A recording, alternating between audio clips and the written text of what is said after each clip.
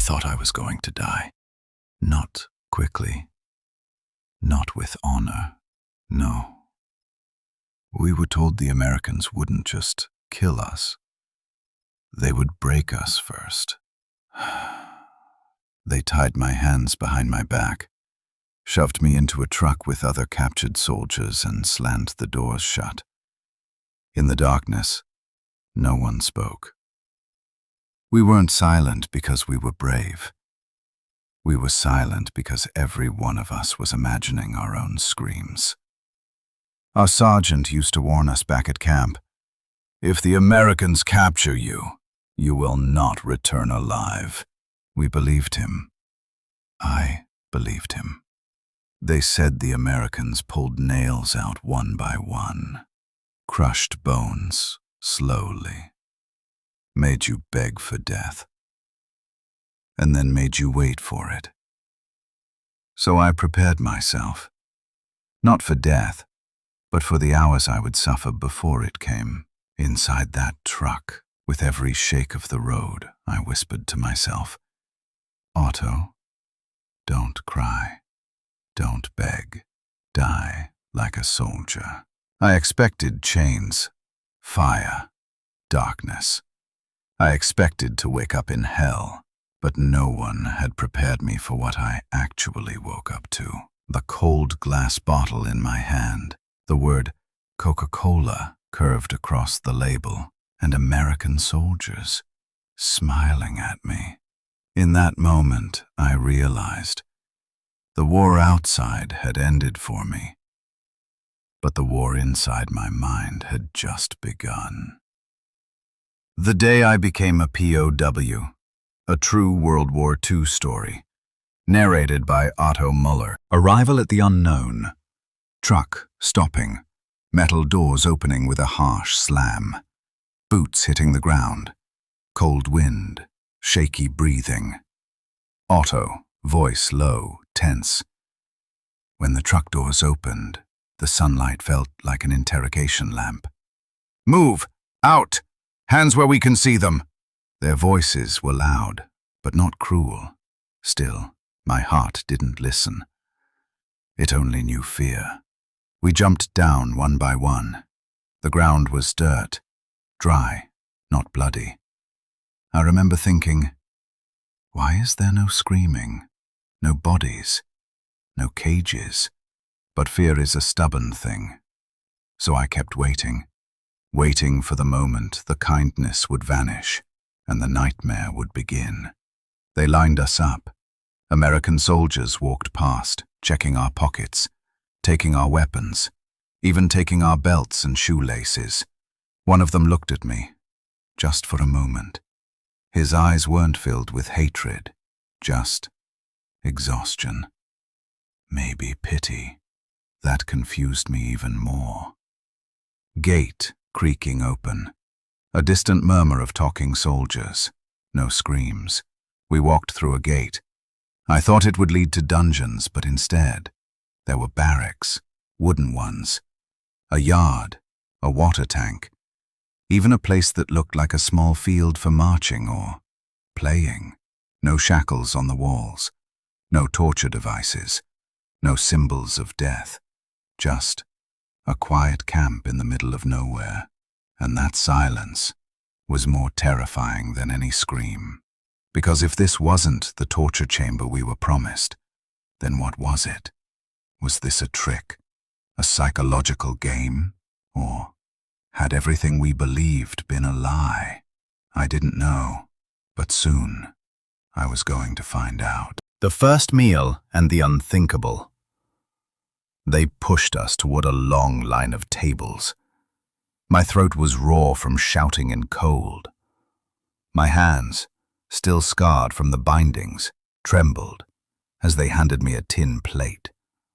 I kept waiting for the shout, the order that would reveal the trap. Any second now, someone would bark, "Strip them! Search them! On your knees!" And the friendly faces would peel away like a masquerade.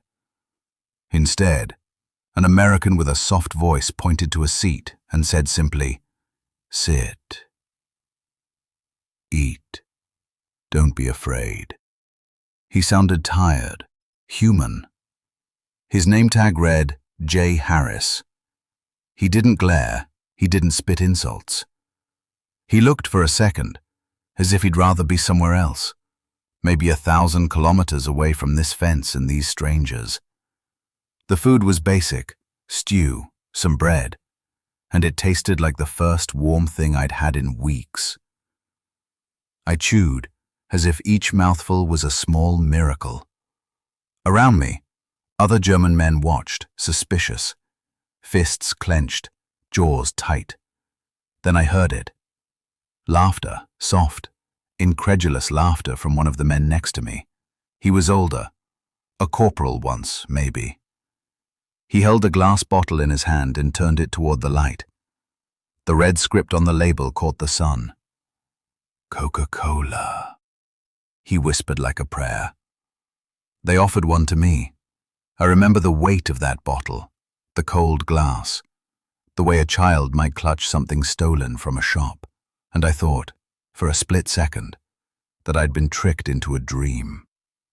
My fingers brushed the label, and my heart slammed against my ribs. A small transistor radio, perched on a crate nearby, played a saxophone line, soft and warm. It was ridiculous. It was obscene. There I was, branded an enemy, trained to hate, and yet this man in an American uniform was laughing with us, giving us bottles, nodding like these gestures could fix whatever catastrophe had put us here. "Where'd you learn to play that, Harris?" a private called, and the man shrugged. "Army band, before I shipped out," he said. "Music helps." Music, Coca-Cola, a warm tin of stew. These were small things, trivial in the ledger of war, but to a man who had expected nails and knives and screaming, they were seismic. Around me, a few men lowered their heads. Some reached for the bottle and drank like men who had been starved for more than food. Their faces changed, not in a moment of surrender, but in a moment of confusion. War had taught us to name people by the color of their uniforms, by the flags they saluted. Suddenly, those names felt thin and brittle. A young private, barely more than a boy, sat across from me. He kept glancing at my hands as if asking permission to do something brave. At last, he half smiled and said haltingly, You speak English?" "Little," I lied. My tongue felt heavy with everything I had been taught to say, and everything I hadn't been allowed to imagine. He pushed a piece of bread toward me. "Take it," he said. "Eat. It's..." He searched for the word. "It's okay." I bit into the bread and tasted something more than food. I tasted the possibility that the stories we had been fed about monsters in the other uniform might have been intended to harden us, to protect something cruel in our own hearts. But even as I reached for that idea, a cold voice in my head whispered, "Don't trust it. This is a trick. They're testing you. They'll turn on you the moment you relax." That voice came from years of training and fear. It was louder than the jazz. It clenched my ribs. Then, as if to underline the absurdity of my panic, an American nurse walked by and pinned a small bandage on the forehead of a German soldier who'd cut himself while stepping down from the truck. She did it with a sideways smile. No shame, no triumph. I looked at her hands. Normal hands. I looked at my plate. Normal food. I looked at the man who'd handed me the bottle, J. Harris, and for a second, anger and gratitude tangled together so tightly in me that I didn't know which to feel. The camp wasn't the hell I'd built in my head. It was complicated, ordinary in ways that made my bones ache. And right then, sitting under an open sky, with jazz knitting a fragile quilt of sound over our heads, I felt the first crack in something I'd believed my entire life. The certainty that the enemy must be inhuman to justify what we do to them. The saxophone line then fades to a low hum. Otto, softly, to himself. If this was a trick, it was the kind of trick that lured you with kindness. A distant shout, someone calling roll, the clink of a tin cup. They told us to rest that afternoon. I lay on a wooden bunk, the taste of Coca-Cola still on my tongue, and watched sunlight move across the wall. Sleep teased me, but the old fears kept vigil. I couldn't sleep, not because of noise, but because my head had become a battlefield of its own. One side offered gratitude, the other kept sharpening suspicion. And somewhere beyond the fence, someone laughed. Easy human, and the sound made me flinch like I'd been struck. Cut to black with a lingering sax note. Rumors, conversations, and cracks in the wall. Late afternoon. Distant chatter. Wind passes through the camp fencing. The mood is quiet, but shaky. Otto, calm but unsettled. That evening they assigned us barracks. Rows of wooden bunks, thin blankets and straw pillows. No chains, no locked collars. Just open space. Too open. It didn't make sense. Some men sat in silence. Others whispered that this was a test, that the Americans were softening us before torture. One man, a die-hard Nazi loyalist named Weber, hissed, "Do not be fooled. The snake smiles before it bites." He clenched his fists so hard his knuckles turned white. A few nodded. They wanted him to be right, because if he was, then everything we had believed still stood. But there were others, who stared at the Coca-Cola bottles like they were stolen dreams from another world. Sound. Distant voices in English. American guards joking quietly. We could hear the guards talking casually among themselves outside. "My wife sent me a letter.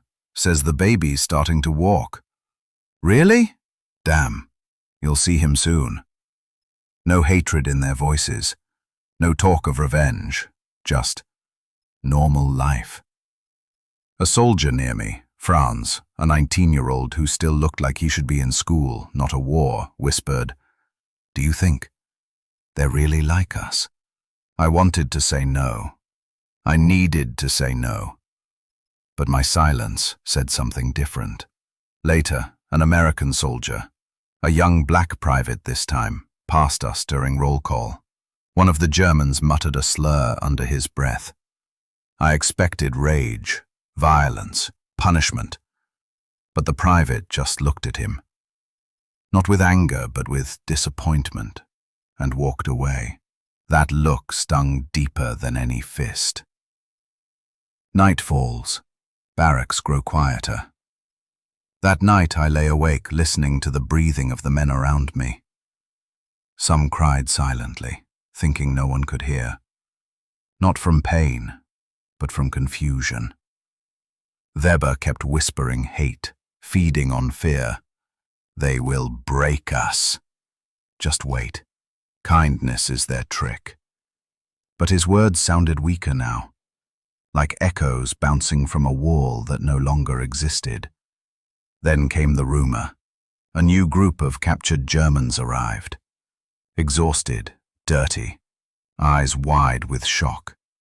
One of them said he had seen another POW camp, one where the prisoners were allowed to work on farms, earn money, write letters home. Another claimed Americans let some prisoners play soccer matches on Sundays. That rumor spread like wildfire across the barracks. Some laughed, refusing to believe it. Others went quiet, as if afraid to hope. Weber spat. "Lies. They're trying to break our will." but his voice trembled. Even he didn't sound convinced. Soft jazz returns faintly from a far radio outside, almost as if mocking the fear. I stared at the wooden ceiling and tried to hold on to the hatred I was trained to feel. But it kept slipping like sand through tired fingers. For the first time, I asked myself a question I never dared ask before. What if everything we were told about our enemies was created to make us hate them enough to kill them without guilt? That question didn't free me. It terrified me, because if it was true, then I wasn't just a prisoner here. I had been a prisoner long before I was captured. Trust on trial. Morning. Birds faintly chirp. Guards walk the fence line. The camp feels almost peaceful. Otto, voice calm, reflective. By the third day, the camp no longer felt like a trap, and that terrified me even more. We were given shovels to clear the yard. Simple work. Sunlight on our backs. I caught myself humming along with the radio once. A jazz tune called Moonlight Serenade. When I realized, I froze. What if someone heard me?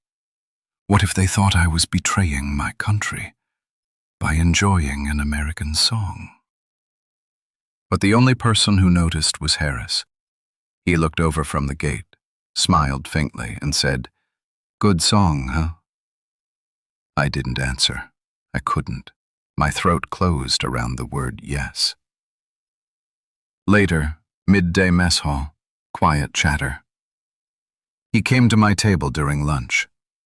Otto, right? He set down 2 bottles, one for me, one for him. Peace offering, he said. I stared at the bottle. Why? I asked. Harris shrugged. Because I don't like eating alone. It was such a simple thing to say. Too simple for war. For a second I thought maybe he pitied me, and I hated that thought. But then he said something that hollowed me out. My brother fought in Europe too. He didn't come home.